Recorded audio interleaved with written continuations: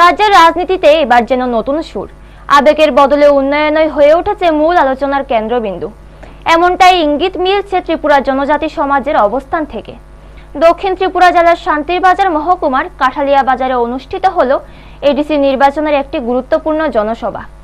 বীরচন্দ্রনগর কলসি কেন্দ্রের বিজেপি মনোনীত প্রার্থী সঞ্জীব প্রিয়াংয়ের সমর্থনে আয়োজিত এই সভায় প্রধান বক্তা হিসেবে উপস্থিত ছিলেন মুখ্যমন্ত্রী ডক্টর মানিক সাহা।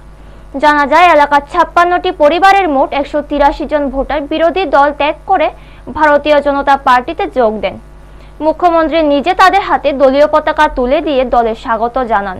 এই দিনের সভায় মুখ্যমন্ত্রীর পাশাপাশি উপস্থিত ছিলেন শান্তিবাজার বিধানসভা কেন্দ্রের বিধায়ক প্রমোদ রিয়াং, রাজ্যের মন্ত্রী প্রণজিৎ সিংহ রায়, প্রার্থী সঞ্জীব প্রিয়াং সহ জেলা ও ব্লক স্তরের একাধিক নেতৃত্ব।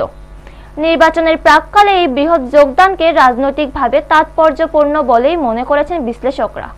ব্যুরো রিপোর্ট, নিউজ তৎকাল 24।